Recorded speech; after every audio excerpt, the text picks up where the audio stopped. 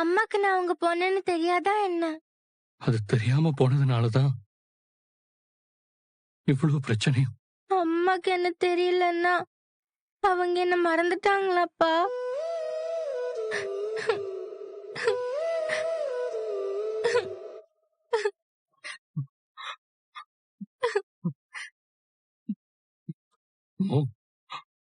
நீ அழாதடா, என்னடா?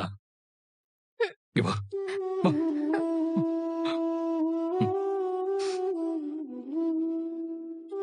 அம்மோ,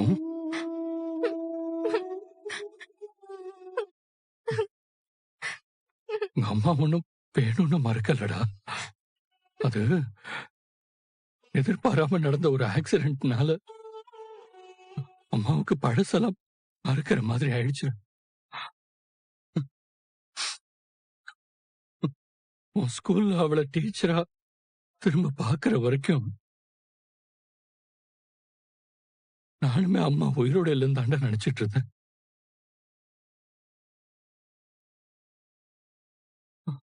அதனாலதான் சின்ன வயசுல இருந்து உங்ககிட்டயும் உங்க அம்மா உயிரோட இல்லைன்னு சொல்லி சொல்லி வளர்த்து, திடீர்னு ஒரு நாள் அவ வந்து நிப்பான்னு நான் நினைச்சு கூட பாக்கலடா.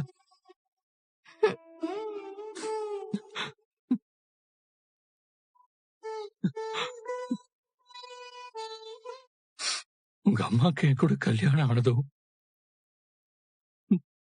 நீ அவளுக்கு பொண்ணா பிறந்ததோ, இந்த மாதிரி எதுவுமே ஞாபகம் இல்லைங்க போது நான் எந்த தைரியத்தோட வந்துட்டு வந்து காவேரி மிஸ் தான் உங்க அம்மான்னு சொல்றது?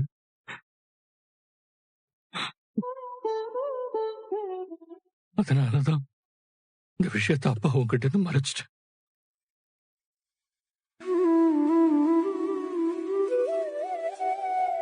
அந்த ஆக்சிடென்ட் மட்டும் நடக்காம இருந்திருந்தா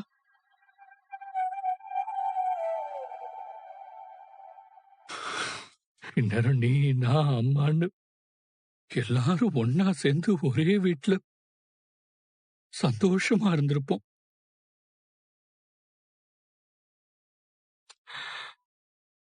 அந்த ஒரு நாள்ல நம்ம வாழ்க்கையே மாறி போச்சு.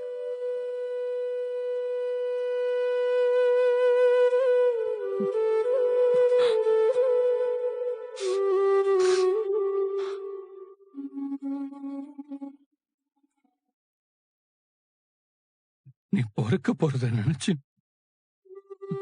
அவ எவ்வளவு கனவோடையும் ஆசையோடையும் இருந்தா தெரியுமாடா? இப்ப கூட உங்க அம்மாக்கு திடீர்னு பழசெல்லாம் ஞாபகம் வந்து நீதான் அவ பொண்ணு தெரிஞ்சுட்டா, அடுத்த நிமிஷமே அவ உன்கிட்ட ஓடி வந்துருவா.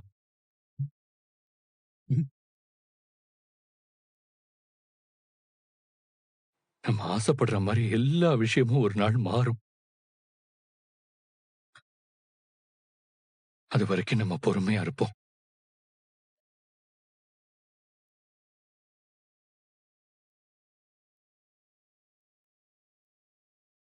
மோம், நீ எதுவும் இந்த விஷயத்த நினைச்சனா ஃபீல் பண்ணாத.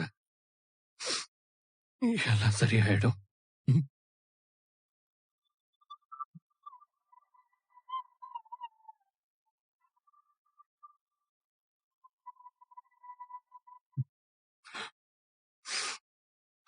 அதான் சரியாயிடுன்னு சொல்றேன் இல்லடா மோ. இன்னும் ஏன் அதே நினைச்சு உம்மன் இருக்க? அம்மோ, ஒண்ணு பண்ணலாமா? அப்பாவும் நீயும் சேர்ந்து வெளியே ஒரு லாங் டிரைவ் போயிட்டு வரலாமா? வேண்டாம்ப்பா, நான் இங்கே இருக்கேன். இங்கேயே இருந்தா நீ நடந்ததே நினைச்சிட்டு இருப்ப. உனக்கு தான் இன்னும் கஷ்டமா இருக்கும். அதான் அப்பா கூப்பிடுறேன்ல, வா வெளியே போயிட்டு வரலாம்.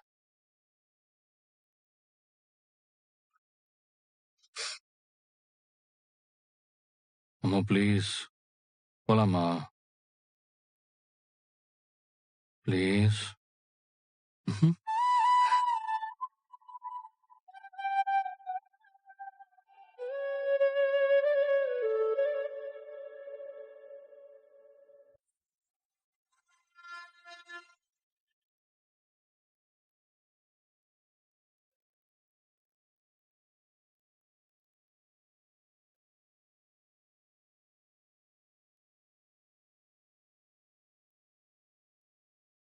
அப்பா,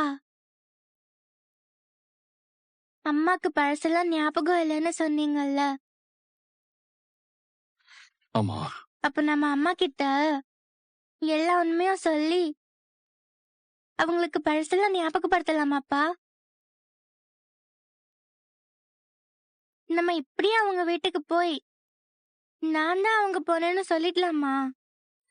அது மட்டும் பண்ணிடவே கூடாது அம்மு. உன்னை ஸ்கூல் அனுப்பிச்சோன்னே இந்த விஷயத்தை பத்தி எல்லாம் அம்மா கிட்ட நீ எதுவுமே பேசக்கூடாது. ஏன்பா? அவங்களுக்கு இதெல்லாம் தெரியலன்னா நாம தானே இதை அவங்களுக்கு சொல்லணும். அம்மாக்கு பழசெல்லாம் அதுவா ஞாபகம் வரணும்னு டாக்டர் சொல்லியிருக்காங்க. நம்மளா ஃபோர்ஸ் பண்ணி நடந்த விஷயங்கள் எதையுமே அம்மா கிட்ட சொல்லக்கூடாது. அப்படி சொன்னா என்ன ஆகும்? அது உங்க அம்மாவோட உயிருக்கே கூட ஆபத்தா போய் முடியும்.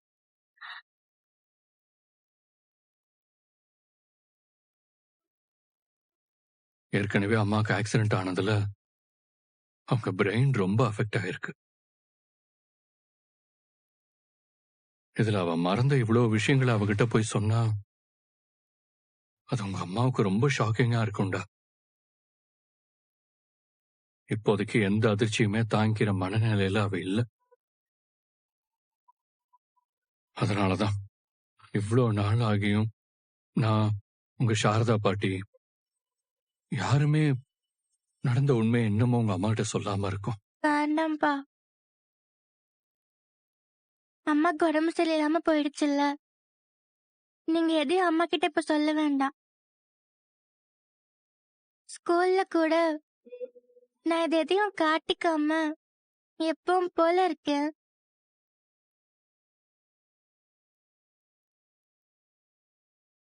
ஆனா என்னைக்காவது ஒரு நாள் அம்மாக்கு இதெல்லாம் ஞாபகம் வந்துடும்ல. கண்டிப்பா வரும்டா. நாங்க எல்லாருமே அந்த நம்பிக்கையோட தான் இருக்கோம். ஆனா இப்போ உங்க அம்மாவுக்கு நீதான் அவளோட பொண்ணுன்னு தெரியலன்னாலும் உன் மேல அன்பா இருக்கா. உன்னை தேடி தேடி வரா. அதே மாதிரி நீ அவ மேல ரொம்ப பாசமா இருக்க. ஒரு நாள் அவளை பார்க்கலன்னாலும் உன்னால அதை தாங்கிக்க முடியல. இப்படி உங்க 2 பேருக்குள்ளேயும் ஏதோ ஒரு பாண்டிங் இருக்குல்ல. உண்மையை சொல்லணும்னா இத்தனை நாளா நீங்க அம்மா பொண்ணுன்னே தெரியாம ஒருத்தருக்கு ஒருத்தர் அவ்வளவு க்ளோஸா பழகிருக்கீங்க. அம்மோ, சீக்கிரமே உங்க அம்மாவுக்கு பழசெல்லாம் ஞாபகத்துக்கு வந்து அம்மா பொண்ணா நீங்க சேர்ந்திருக்கிற நாள் சீக்கிரமே வரும். நீ ஒன்னும் கவலைப்படாத.